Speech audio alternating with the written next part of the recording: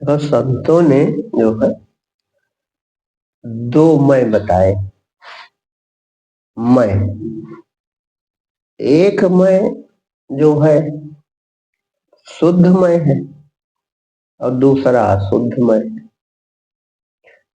तो मैं को ही मिटाना है और मैं का ही दर्शन होगा।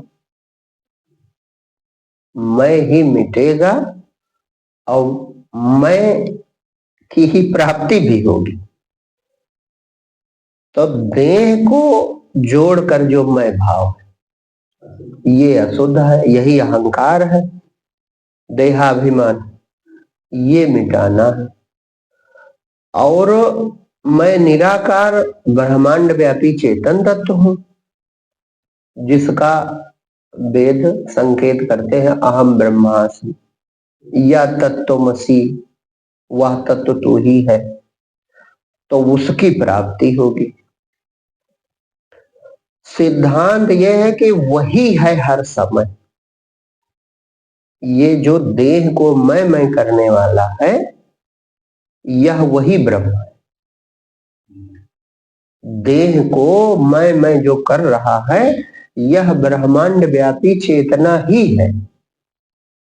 लेकिन जैसे स्वप्न से ही समझ सकते हैं, जैसे स्वप्न में जो मैं करता था और इस समय जो सत्संग सुन रहा है तो मैं वही है कि कुछ और है? एकदम हूबहू वही है ना। लेकिन इस मैं की गति बड़ी अद्भुत है। स्वप्न में बाकी मैं जो कुछ भी अनुभव कर रहा था वह सब बिल्कुल निहायत झूठ और मिथ्या था। झूठ नहीं, मिथ्या था। लेकिन बिल्कुल, इसीलिए उसको मिथ्या कहा जाता है। मिथ्या का तात्पर्य है कि दिखता था नहीं, क्योंकि झूठ की तो कोई हाथ पांव नहीं होते, झूठ की कोई बात है नहीं, मिथ्या था। तो मिथ्या जब था यही समझ लेना है। तो अभी तो चलो बन रही है, बात अलग है, अब सत्संग में रहा, यही समझ लेना है केवल। हाँ, जो बन रहा था उस समय मैं आपका, खूब गौर से आप इतने केवल समझ लो, बस आपका ध्यान शुरू इसका। जो मैं स्वप्न में बन रहा था, तो जब बन रहा था तो पूरा स्वप्न सत्य लगता था? नहीं लगता था। अगर सत्य न लगे आदमी तो सुखी दुखी काहे हो? सोचने वाली बात। अगर आपको सत्य ना लगे तो स्वप्न में आदमी क्यों रोने लगता है, क्यों हंसने लगता है? तो किसके कारण? जब वहां कुछ था ही नहीं तो सिर्फ मैं के कारण। लिखा है जासु सत्यता से जड़ माया, भास सत्य इव मोह सहाया। आप एक अकेले सत्य थे तो इतनी बड़ी सृष्टि अपना ही भ्रम, आपको सत्य लगता था। लेकिन धैर्य ये रखना है, स्वप्न से एक शिक्षा नहीं लेनी है। स्वप्न से एक बहुत बड़ा बल है कि वही मैं तो इस समय भी है। कहे संजीव, यही चीज तो शिक्षा लेनी है आपको। जो लोग झूठ मान के कह रहे गुरु जी का उदाहरण तो स्वप्न ज्यादा होता है, अरे होता नहीं है, तुम ही तो वहां थे और तुम ही यहां हो। तो जब वहां का सब तुम्हारा मिथ्या था तो काहे नहीं विश्वास करते हो कि यहाँ का भी सब तुम्हारा मिथ्या हो सकता है, भले तुम नहीं जानते हो। यही इतनी ही बात तो समझनी है। पहले श्रद्धा करो फिर ज्ञान हो जाएगा। भाई हूबहू ठीक है, हम जाग गए, हम कहते हैं अरे कहा सपने की बात करते हो, दो वहां तो कुछ था नहीं। ठीक है, कुछ नहीं था, लेकिन हम तो थे। और तब इस देह का तुम प्रयोग नहीं कर रहे थे। बड़ी जादूगरी है। इस देह का, इस धरती का, इस आकाश का, इसका प्रयोग भी नहीं कर रहे थे। तो एक बात केवल बलपूर्वक आपको पकड़ लेनी है कि इस समय मैं इस देह का, इस जगत का प्रयोग जरूर कर रहा हूं, लेकिन हो सकता, हो नहीं सकता, सब ग्रंथ कहाँ है, सब संत कहाँ है? तो ये बात पक्की है कि मैं कुछ अलग ही हूं, मैं देह नहीं। भाई आप रात में भ्रमित ही हुए, ठीक, आप इसको सत्य माने हो, लेकिन ग्रंथ और संत कहते हैं कि जिस तरह स्वप्न नहीं था उसी तरह यह भी नहीं है, लेकिन जिस तरह वहां भी तुम सत्य थे उसी तरह तुम यहां भी सत्य हो। और धैर्य रखो, जो हमने शुरुआत की, दो मैं है, धैर्य रखो। जब मैं परम प्रकाश रूप करोड़ सूर्य के समान अपना शेष बचेगा, तब भी तुम्हारा मैं उसमें जुड़ जाएगा, और तब बोध हो जाएगा कि यार जो जगत का सपना देख रहे थे वह भी नहीं था। तो पहले श्रद्धा करनी पड़ेगी। हमें सुनकर इस समय आपको ज्ञान भले ना हो, लेकिन मैं निराकार चेतन हूं, इसमें आपको थोड़ा बहुत शंका तो उत्पन्न हो जानी चाहिए। भाई तुम रूप तो बदले हुई तो पक्की बात।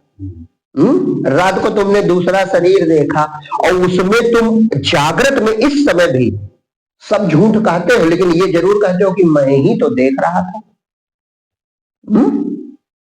तो तुम दिखने वाली वस्तु नहीं हो, तुम देखने वाली वस्तु हो। बस यही बात गांठ बांध लेनी।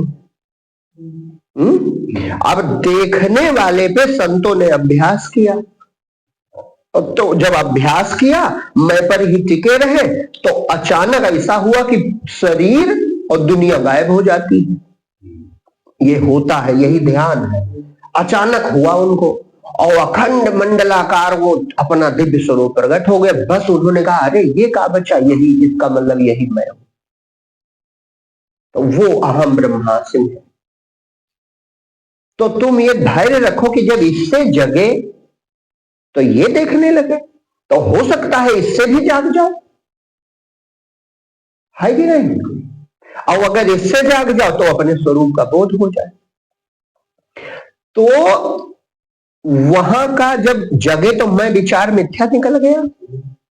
जब देह मिथ्या तो मैं का विचार मिथ्या, लेकिन वो मैं करने की शक्ति बची रही, वो इसमें जुड़ गई। इसी तरह यही शक्ति परमात्मा में डूब जाएगी, तब बोध हो जाए, तब जीव भाव, सब जीव भाव होता है, जीव नहीं है, ब्रह्म ही है, परमात्मा ही है। और वो एक ही शक्ति सब शरीरों में मैं कर रही है, एक ही शक्ति, वो एक जैसी है, एक रस है, वो सबको देखती है और सबका अनुभव करती है, लेकिन सबसे पृथक रहती है। जैसे स्वप्न पूरा तुमने देखा, लेकिन स्वप्न क्या तुम्हें स्पर्श कर सकता था? इसी तरह यह जगत भी तुम्हें स्पर्श नहीं कर सकता। तो मैं में दो चीजें हैं इस समय आपके, इस समय मैं में दो चीजें हैं। मैं की यह में ममता होती है और वह की जिज्ञासा होती है, बस दो ये बातें हैं आप। मैं में यह की ममता होती है और वह की वह माने परमात्मा, वह माने जिसको जानना चाहते हो, उसकी जिज्ञासा है। और यह माने जो दिखाई पड़ता, संसार माने शरीर और शरीर के संबंधी, ये सब यह है, यह शरीर, यह घर, यह पत्नी, यह बच्चे, ये सब यह है। तो यह की है ममता, यह की क्या है? ममता। और वह की क्या है? जिज्ञासा।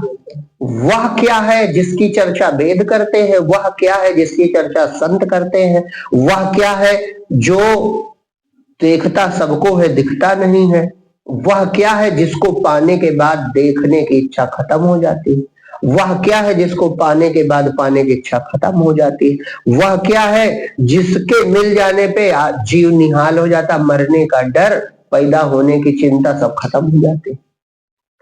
तो वह की है जिज्ञासा, एक लाइन में वह की है हमको जिज्ञासा, और यह की है हमको ममता। तो देखो भगवान राम भव पार होने जो रास्ता बताते हैं उसमें एक ही चीज कहते हैं कि सबके ममता ताग बतोड़ी। अगर मुझको पाना है तो ममता से छूटना पड़ेगा। बिल्कुल यही शब्दावली भगवान कृष्ण की है, बस शब्द बदला है। वह भाई जिसकी ममता है उसी की तो चिंता है। तो वहां कह दिया सर्वधर्मान परित्यज्य, माने जहां जहां ममता है वहां तुम अपना कर्तव्य माने हो, धर्म माने हो, हमें ये करना है, लड़के का पालन पोषण करना है, परिवार चलाना है, ये संभालना है वो, तो वो कह दिया सर्वधर्मान परित्यज्य। एक ही बात है हूबहू, सर्वधर्मान परित्यज्य मामेकम शरणं व्रज अहं त्वं सर्वपापेभ्यो मोक्षयिष्यामि मा शुचा। तुम चिंता न करो, मैं जो एक ही हूं उसी में निवास करो, मैं तुम्हें सारे पापों से मुक्त कर दूंगा। और भगवान राम यहां कहा कहते हैं, यही बात यहां भगवान राम कहते हैं, सबकै ममता ताग बतोरी मम पद मन ही बांध पर। और जो जो वहां भगवान कृष्ण ने कहा, यहां सब भगवान ये भी कह रहे हैं, समदर्शी इच्छा कछुना। वहां भगवान कहते हैं मां सुचा, चिंता ना करो। सर्वधर्मान परित्यज्य कहा है कि चिंता न करो, अपनी जो कर्तव्य कर्म को तुम हमें समर्पित करो। और यहां कह रहे हैं समदर्शी इच्छा कछुना, हर्ष शोक भय नहीं मन माए। वहां भगवान कहते हैं मैं तुझे शोकों से मुक्त कर दूंगा। और यहां क्या कहते हैं, अस सज्जन मम उर्वस कैसे लोभी हृदय बसे, मैं उसकी देखभाल करने लगता हूं। तो एक केवल काम करना है कि जो ममता जुड़ी है इसे विवेक पूर्वक, चलो तुम सपना ना मानो कि स्वप्न है, लेकिन छूट जाएगा ये तो मानोगे। दिनों दिन सरक रहा संसार, न चेते न उर करे विचार। भाई छूटते जा रहा है। हमारे जीवन से, हमारे जीवन के अभिन्न अंग, अगर इस अवस्था में जोड़ो तो 20 लोग गिना सकते हो जो आज नहीं है। और एक दिन हम भी नहीं रहेंगे। तो उसके पहले अगर कोई अपना अस्थाई है, कोई ऐसा है जो कभी छूटता ही नहीं, कोई ऐसा है जिसके मिल जाने से जो छूट गए उनका भी भ्रम ही दूर हो जाता, स्वप्न की तरह कि अरे कुछ था ही नहीं, परमात्मा के सिवा कोई दूसरी चीज न थी और ना आगे होगी, न इस समय है, इसलिए कोई दुख ही नहीं बचेगा। ये सुनने में आप सुनकर उतना निश्चिंत नहीं हो पाओगे जितना देखने के बाद आदमी होता है। सुनकर तो अनुमान करता कैसा होता होगा, लेकिन एक लाइन में इतना है कि जीव के सभी इच्छाएं पूरी हो जाती हैं और जीव के सारे भय मिट जाते हैं, पूर्ण निर्भीक हो जाता है, पूर्ण निश्चिंत हो जाता है और पूर्ण संतुष्ट हो जाता है। किसे पाकर? अपने सच्चे मैं को पाकर, अपने स्वरूप को पाकर। तो इसलिए हमें साधन ऐसा नहीं करना है कि इसको मिथ्या न मान पाओ तो झूठा, छूटने वाला तो मानो। तो छूटने वाला मानो तो जो अस्थाई सगा अपना है उसकी शरण में चले जाओ। शरीर का पिता नहीं रहेगा, नहीं रहा, नहीं रहेगा, जिनका है तो नहीं रहेगा, लेकिन जो सनातन है, जिसका सनातन हमसे संबंध है, जिसका जीव अंश है, जिसे तुलसी बाबा ने लिखा ईश्वर अंश जीव विनाशी, तो अंश परमात्मा का होता ही नहीं, केवल भ्रम में अंश है। एक होता है सचमुच अंश हो जाए, सचमुच किसी चीज का टुकड़ा हो जाए, लेकिन जैसे ये आकाश खाली जगह का टुकड़ा असंभव है, इसका टुकड़ा नहीं हो सकता, क्योंकि जब सब जगह है तो कैसे टुकड़ा हो। ये तो परमात्मा इसके अवकाश में भी भरा है, इतना अधिक सूक्ष्म है, तो उसका अवयव नहीं हो सकता। इसीलिए भगवान का एक नाम है, विशेषण है निरवयव। तो जो निरवयव है उसका अंश कैसे होगा? तो अंश नहीं हुआ है, अंश मैं हूं या उससे अलग हूं, शरीर को मैं मानने के कारण ऐसा आभास हो रहा है, इसीलिए इसको देहाध्यास कहा जाता है। माने सचमुच नहीं हुआ है। यद्यपि मृखा, जड़ चेतन ग्रंथि पड़ गई। जो चेतन तत्व था उसने जड़ शरीर अपना मान लिया। जीव जबते हरते बिलगाने तबते देह गे निज जाने। जीव माने वह चेतना जिसने शरीर को मैं करना शुरू कर दिया। तो चेतना शरीर में नहीं आती। शुद्ध चेतन तत्व जैसे स्वप्न देखते तुम जरूर थे अपने में, लेकिन का स्वप्न का कोई दृश्य तुम में था? इसी तरह परमात्मा अलग ही है, लेकिन उसका आभास जीव है। ये जीव, यह जीव तुम्हारा ही प्रकाश प्रतिबिंब अनूठी छाया है। बड़ा अद्भुत ये प्रतिबिंब है, केवल आभास हो रहा है थोड़े सचमुच। भगवान से तुम अलग नहीं हुए हो। भगवान की ही शक्ति, उसी चेतना की शक्ति जो है शरीर को मैं कर रही है। तो कहा कि जड़ चेतना ग्रंथि पड़ गए। जीव जबते हरते बिलगाने तबते देह गेह निज। तो जड़ चेतना ग्रंथि तो पड़ गई, लेकिन यद्यपि मृखा माने गांठ है नहीं, केवल दिख रही।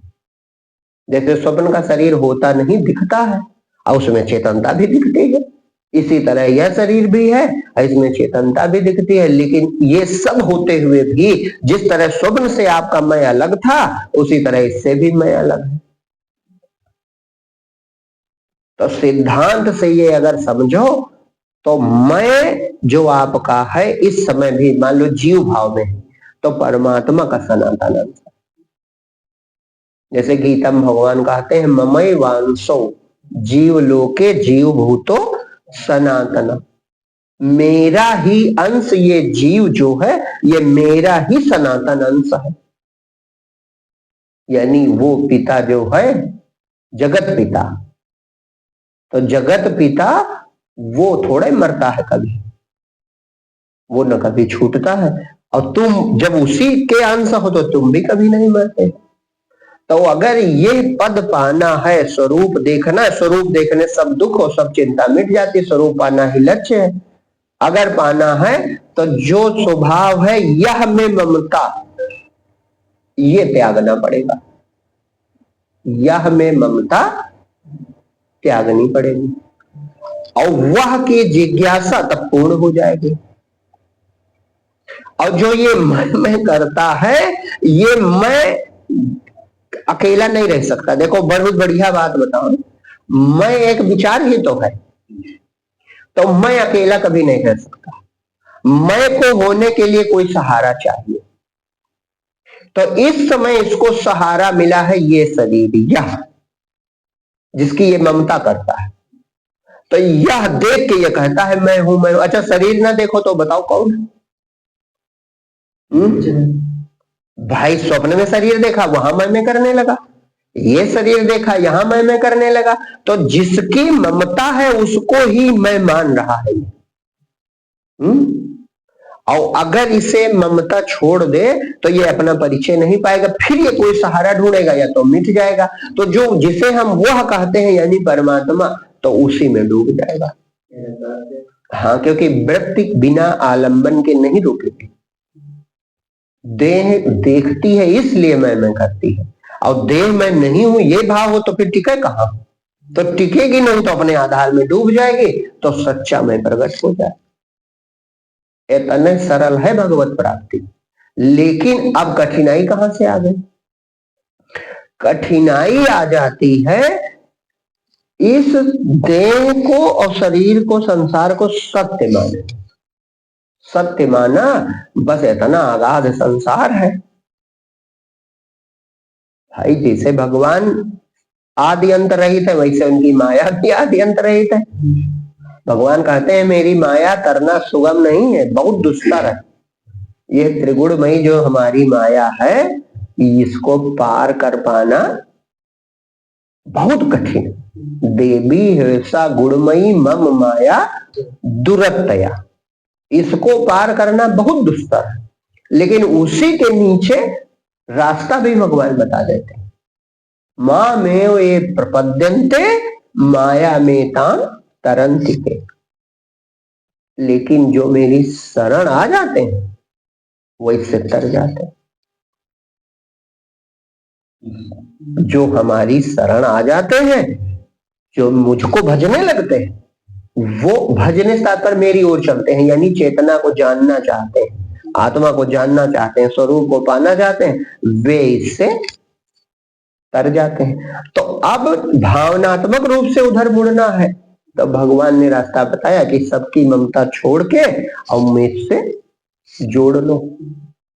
मम पद मन ही बांध भर, अगर हम भक्त हैं तो यही भाव रखें कि प्रभु इधर सब मिथ्या है, हम स्वरूप आप हमारे हो, आप हमारी आत्मा हो, हृदय में ही हो, जहां से मैं उठता हूं वहीं आधार आप हो, तो कृपा करो। लेकिन वहीं टिकना पड़ेगा, हाँ निरंतर वहां टिकेगा जो, तो बस तत्व प्रकट हो जाएगा कि अंतर्यामी जीव को स्वतंत्र किए है परमात्मा, और जो इच्छा करता है वैसा करता है। जीव इस जीवन में हमारे, वैसे तो ये संसार भगवत इच्छा है, लेकिन जीवन में हमारे जीव की इच्छा ही वो चेतना पूरी करती है। तो जब जीव की इच्छा उससे मिलने की होगी तो वो भी पूरी कर देता है। तो शंकराचार्य भगवान ने कहा कि जीव परमात्मा को पाएगा तो चार चीजें उन्होंने बताई। शंकराचार्य भगवान ने चार चीजें बताई। कहा कि ये चार साधन जिसके पास होंगे वही परमात्मा को प्राप्त करेगा। कौन कौन से बताए? तो कहा कि सबसे पहला है वैराग्य, दूसरा है विवेक, और तीसरा है खट संपत्ति, साधक की खट संपत्तियां उन्होंने, और चौथा है मुमुक्षा। मुमुक्षा को मैं पहले कारण मानता हूं। ये चौथा शंकराचार्य भगवान ने कहा हमारी समझ में मुमुक्षा ही पहला कारण, कहे कारण बिना तो कार्य होगा नहीं, वैराग्य क्यों होगा? तो मुमुक्षा जो है यानी मुक्त होने की इच्छा। मुमुक्षा माने होता है छूटने की इच्छा। उसको छूटने की इच्छा कौन करेगा? जिसको बंधन महसूस होगा। भाई एक संत से किसी ने पूछा जिज्ञासा और मुमुक्षा में क्या अंतर है? तो कहा जिज्ञासा मुमुक्षा में बहुत बड़ा अंतर है। सुनने में एक जैसा लगता है, जिज्ञासा आज पूरी हो चाहे 10 साल बाद पूरी हो और चाहे ना पूरी हो, आदमी रह लेगा। लेकिन मुमुक्षा का मतलब मुक्त होने की इच्छा।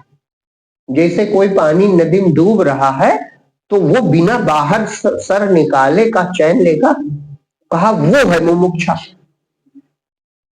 तो मुमुक्षा ही एक सबसे बड़ा कारण है जो भगवत प्राप्ति के लिए हेतु बनती है। जिसमें मुमुक्षा नहीं है यानी मुक्त होने की इच्छा नहीं, जिसको सुख ही दुख ही सुख लगता है, जब दुख में ही कोई सुखी है वो क्यों मुक्त होगा? जैसे अभी शुरुआत में बात हुई कि इधर के पथिक तो बहुत कम है, तो कम होना है भाई, सब दुख में सुखी। दुख में सुखी नहीं। जैसे एक आदमी से कहा जाए, एक हम पढ़ रहे थे एक दिन जयदयाल गोविंद जी का उदाहरण बड़ा अच्छा। उन्होंने कहा कि एक कमरे में बहुत ज्यादा सोना भरा हो, रुपया भरा हो। अब एक व्यक्ति से कोई जिसका हो राजा कह दे कि अच्छा ठीक है तुम मजदूर न करना और तुम जितना ढो सकते हो पूरे दिन में ढो लो जाओ उतना तुम्हारा। तो मान लो उसका घर 1 किलोमीटर दूर हो, तो अगर 10 किलो उठा सकता है तो कितना उठाएगा? 20-25 किलो उठाएगा, अपनी ताकत से ज्यादा उठाएगा? नहीं उठाएगा। और जितनी तेज चलता होगा उससे दुगनी तेज चलने की कोशिश करेगा? नहीं करेगा। अब पूरी ताकत से वो दौड़ेगा, चाहे पैर में छाले पड़ जाए, चाहे कंधा टूट जाए, चाहे भोजन ना करे, लेकिन काहे? वो भविष्य में आशा कर लेगा कि जब धन पहुंच जाएगा उसके बाद तो मौजे मौज होगी। नहीं होगा। तो पूरा दिन वो कष्ट उठाएगा लेकिन वो दुखी नहीं होगा कि दुखी होगा। दुख ही उठा रहा है, कहो खाए पिए ना धन के लोभ में, और पक्का है नहीं खाएगा पिएगा। अगर पक्का वो सोना ढो रहा तो कोई खाए पिएगा? कहेगा एक दिन में मर नहीं जाएंगे, आज ना खाएंगे ना पिएंगे, बस ढोएंगे। वो सब लोग कर रहे हैं। तो हाँ, यही कर रहे, यही उदाहरण उनका, भाई संत थे, बड़ा सुंदर उदाहरण। तो कहा वो उठाता है कष्ट और फिर भी सुखी होता है, मतलब सुखी नहीं हो रहा, प्रसन्न होता है। ना खाए ना पिए और पूरा दिन धन ढोवे, काहे के मारे कि जब पहुंच जाएगा तब बड़ी मौज में। और मान लो हम अब थोड़ा जोड़ रहे हैं, मान लो राजा का है तुम जीवन भर में जितना ढो पाओ, तो हम ज्यादा नहीं कहते, कुछ लोगों की मृत्यु हो सकती है, मृत्यु हो सकती है, लोभ में मृत्यु हो सकती है, कोई बड़ी बात नहीं है। एक बार हमको याद है, शायद कोई यूपी पुलिस में वो था, हाँ दौड़ थी, प्रमोशन वाली दौड़, हाँ प्रमोशन वाली, तो उसमें कुछ लोगों की मृत्यु हो गई। इतना खतरनाक है। तो संत कहते हैं कि उठाता है कष्ट लेकिन मन में रहता है प्रसन्न, काहे भविष्य देख रहा है, आज मौके पर नहीं देख रहा कि मैं खा रहा हूं कि नहीं खा रहा हूं, पी रहा हूं कि नहीं पा रहा हूं। तो अब ये तो उदाहरण उनका है, लेकिन का ऐसा ही हमारा जीवन नहीं? तो जिसके पास विवेक नहीं है, जो सार असार का निर्णय नहीं कर सकता, अब यहाँ शंकराचार्य जी वाला साधन ही आ गया कि मुमुक्षा भी पैदा तभी होगी जब विवेक होगा, इसीलिए उन्होंने पहले नंबर पे विवेक रखा। भाई वैराग्य तभी होगा जब विवेक होगा। सार असार का निर्णय नहीं कर पाए, ठीक है धन इकट्ठा करना गलत नहीं है, लेकिन ये कितना काम हमारे आ जाएगा। हम जब सत्संग आते हैं तो दो चीज बंटवारा करके बताते हैं कि तुम्हारी दो स्तर पे प्यास, एक तन की एक मन की। तन की जरूरत थोड़े में पूरी हो सकती और मन की जरूरत दुनिया में पूरी हो ही नहीं सकती। अब तन की जरूरत थोड़े में पूरी हो सकती थी, मन की पूरी ही नहीं होगी, लेकिन नासमझी के कारण या अविवेक के कारण मनुष्य ने तन की जरूरत को ही मन की जरूरत समझ लिया, तन की प्यास को ही जीव की प्यास समझ लिया। अब वो क्या करने लगा, तीनों चीज धन से का बटोरेगा, धन होगा तो का होगा, तीनों चीज होंगी, रोटी कपड़ा मकान, बस बहुत ऊंचे स्तर का हो जाएगा। आज भोजन है 50 रुपए का, धन होने 5000 का खाओगे। आज कपड़े साधारण पहनते हो, धन हो जाएगा अरबों के पहन लोगे। आज छोटी गाड़ी चलते हो, धन होगा महंगी गाड़ी चलोगे। आज एक घर है, धन होगा 10 घर होंगे, लेकिन होगा शरीर का साधन, वो सिर्फ तन के काम आएगा। और आज जितना तुम्हारा मन प्यासा और दुखी और भयभीत है, उस यात्रा के बाद भी उतना ही प्यासा दुखी और भयभीत रहेगा। सबका है, जो ऊंचाई पर है जाकर देख लो। क्यों? क्योंकि जीव की प्यास बुझ जाए वो पानी दुनिया में होता ही नहीं। जीव की प्यास बुझा दे, उस पानी का नाम है परमात्मा, उस पानी का नाम है स्वरूप। जीव अपूर्ण है, वो पूर्णता चाहता है, वो चाहता है कि इतना कर ले कि फिर करना न बचे, वो पाले कि फिर पाना न बचे, ऐसा कुछ मिल जाए कि फिर मरना न बचे, ऐसा कुछ मिल जाए कि फिर बुढ़ापा न बचे। ये चाहता है आदमी? नहीं चाहता। और इसीलिए वो तो सुख में दुख देखता है, दुख में सुख देखता है ना। लेकिन का जगत में कोई ऐसा है भूमिका जहां पहुंच के ये यात्रा रुके? नहीं रुक सकती। शरीर की साधन बढ़ जाएंगे, भाई इतना होगा, शरीर के साधन आपके बहुत हो जाएंगे, इतना होगा। लेकिन आप तो प्यासे आप हो, शरीर थोड़े प्यासा। ये तो जड़ है, इसको जो पहनाओ पहनेगा और जो खिलाओ खा लेगा और जहां रखो रहेगा, ये तो तुम्हारे अधीन है। अब तुम गलती से साधन बढ़ाते जा रहे हो, साधन बढ़ाते जा रहे हो, ये होश नहीं कि प्यास हमें किसकी है? प्यास हमें है अमरता की, प्यास हमें है पूर्णता की, प्यास हमें है निश्चिंतता की, प्यास हमें है निर्भीकता की। अब साधन बढ़ने से भय बढ़ता है। धन खूब काहे हो कि यार निश्चिंत रहे, और धन हुआ तो चिंता बढ़ी, वैभव बढ़ा तो भय बढ़ा, बढ़ा कि नहीं बढ़ा? तो यही गलती है कि प्यासे हम कुछ और हैं, मौलिक प्यास हमारी कुछ और है, अब हम कोई दूसरी दिशा में जा रहे हैं। तो इसीलिए शंकराचार्य भगवान ने कहा कि पहली जरूरत विवेक की है, कि विवेक के द्वारा ये समझे कि यार हम चाहते क्या है। पहली चीज आनंद की जो प्यास है, आनंद भी अपना स्वरूप ही है। सच्चिदानंद माने अपना स्वरूप ही आनंद स्वरूप है। चेतन अमल सहज सुख राशि, सहज सुख राशि कौन है? अपना स्वरूप ईश्वर है। ईश्वर जीवे का रूप लिखा, ईश्वर अंश जीव अविनाशी, चेतन अमल सहज माने जीव ही सुख राशि है। जो अपने निराकार रूप को देख ले तो सुख राशि है, और निराकार रूप को देख ले तो सब आत्मा हो गया, अपने से कुछ पृथक नहीं। जैसे जागने में सपना अपना रूप होता, इसी तरह आत्म पद में जाग जाने पे जगत अपना रूप हो जाता है। तो सुख स्वरूप भी हो गया, अब मरने जीने डर भी दूर हो गया, और सुख अपने में ही मिलने लगा, इसलिए बाहर कोई भोग वासना बचेगी नहीं। तो जरूरत इसी की है। तो विवेक हो, और जब विवेक होगा तो वैराग्य होगा, अपने आप वैराग्य हो जाएगा, परमात्मा में राग हो जाएगा अपने आप। विवेक और वैराग्य जिसके पास है तब वो भगवान की ओर चलेगा, भक्त हो जाएगा।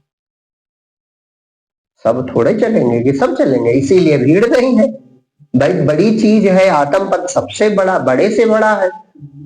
आदमी स्वर्ग पाना चाहता है, वैकुंठ पाना चाहता है, वैभव विभूतियां पाना चाहता है, रिद्धि सिद्धि पाना चाहता। इधर के हम भक्तों की बात कर रहे हैं, रिद्धि सिद्धि पाना चाहता है, या वो चाहता है कुछ ऐसा अनुष्ठान यज्ञ करें कि हम दुनिया में बड़े हो जाएं, दुनिया का वैभव प्राप्त, ये सब चाहते हैं। लेकिन स्वरूप मिले, अपनी मुक्ति मिले, परमात्म स्वरूप का दर्शन और भक्ति मिल जाए, जिसको भक्ति कहते हैं, ये कोई नहीं चाहता।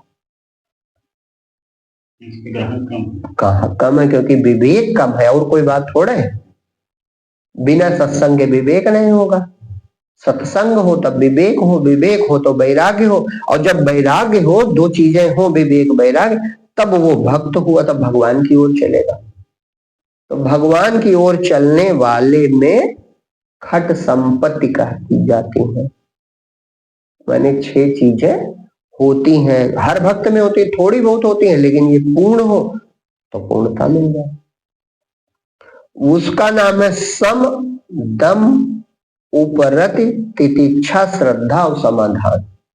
ये भक्त की संपत्ति कही जाती है। माने अगर आप भक्त हो तो आपके पास, आपके हृदय में ये चीजें होनी चाहिए। सम माने होता है शांत करना, अपनी इंद्रियों को, जो विषय भोगने की भावना है, विषय भोग की वृत्ति, इसको अपने हृदय में ही शांत करना, ये सम है। और इंद्रियों को समेट के सूक्ष्म तन्मात्राओं को अंतर, जैसे भगवान गीता में बता देने कि विषयों से इंद्रियों की सूक्ष्म तन्मात्रा को खींच के मन में लाओ, मन को बुद्धि में अर्पित करो, और बुद्धि को मुझ अंतर्यामी में समर्पित कर दो। तो ये जो क्रिया है, दम माने दमन, यानी उधर से खींच के और परमात्मा की ओर लगाना अपने मन को। इंद्रियों की स्वतंत्र सत्ता नहीं, मन सब करता है, तो मन को परमात्मा में लगाना, बार बार भगवत चिंतन में लगाना, दम हो गया। उपरति कहते हैं कि जैसे देहाती शब्द नहीं कि उपराय मक्खन निकाल लिया, तो उपरति का मतलब कि जो परमात्मा अपनी चेतना है उसी में, जब ये अंदर की बात है, आपको बोध होगा तो पता चलेगा कि जो ज्ञाता तत्व है, जो चेतन है, जो शरीर को जानता है, यही मैं हूं, यही वृत्ति रखना उपरति। अपने को जड़ ना मानना बल्कि चेतन मानना, ये साधना है। अपने को शरीर ना मानना, शरीर का जानने वाला मानना, और लगातार ये वृत्ति रखो, ये उपरति होने लगी, माने ऊपर आने लगे, तो सूक्ष्म होने लगे। और तितिक्षा कहा जाता है कि इस यात्रा में बाहर की जो भी ताप है उनको सह लेना। तितिक्षा माने सहना होता है। तो इस यात्रा में बाहर से जो भी ताप है शरीर के हो या मन के हो, जैसे कोई वृत्ति उठी, वासना उठी तो उधर ना जाना, क्रोध उठा ध्यान न देना, वासना उठी ध्यान न देना, और इतना ही नहीं किसी ने तुमको भला बुरा कह दिया उसको भी सह जाना। माने सहन, सहन करने की शक्ति, मान अपमान सुख दुख लाभ हानि, जो सहन करने का भाव है इसका नाम है तितिक्षा। और श्रद्धा, श्रद्धा कहाँ है? ये एक हो गया सम, दूसरा दम, तीसरा उपरत, चौथा तितिक्षा, पांचवा है श्रद्धा। श्रद्धा का सीधा मतलब होता है कि जो संत बता रहे, जो ग्रंथों में लिखा है, क्या लिखा है कि जो दृष्टा है, जो ज्ञाता है, जो जानता है हर चीज, वो चेतन परमात्मा है। और जो कुछ जानने में आता है ये सब माया है, ये झूठ है, ये छूट जाएगा। जो जानता है वो सत्य है, जो जानने में आता है वो मिथ्या है। जो जानता है वो विद्या है, जो जानने में आता है वो क्या है? अविद्या है। इस ज्ञान में कोई संशय न करना, इसी का नाम श्रद्धा है। जैसे अभी शुरुआत में कहा कि भाई मैं सत्य है और मैंने जो सपना देखा वो मिथ्या है, इस ज्ञान में कोई संशय ना करना, कभी भी संशय ना, संशय आएगा तो ज्ञान नहीं होगा। इस गुण का नाम श्रद्धा है। और इन सब का जैसे ये जाना, इसी में मन को स्थापित रखना, ये समाधान है जिसको धारणा कहा जाता है। मन को इसमें स्थापित, तो भक्त में ये चीजें होनी चाहिए। हम शब्द जाने या ना जाने, होती सब में, थोड़ा बहुत सब में होता। भाई भगवान का जो भजन करता है तो इंद्रियों को रोकता जरूर है, थोड़ा बहुत सब में होता है, लेकिन इनको जानकर और पूर्णतया हम इधर चलें तो सफल हो जाएंगे। और चौथी चीज उन्होंने मुमुक्षा बताई, जिसे हमने पहले कहा था कि मुक्त होने की इच्छा। ये सारे गुण मिलकर एक शब्द बना है भक्ति। माने भक्ति कोई साधारण वस्तु नहीं है, ये सब गुण जिसमें है वो भक्त है। ये सारे गुण जिसके अंदर है वो भक्त है। और उसको बस एक ही काम करना है कि मैं की, जो शुरुआत में बात, मैं की जिसमें ममता है उसे मिथ्या मानना है, और मैं अपने स्वरूप की ओर, या उस स्वरूप को तुम परमात्मा का हो अगर भक्ति भाव है, परमात्मा की ओर लौटना है। माने यह की ममता हटा देनी है और वह में प्रेम करना है। दो ही चीजें तो है।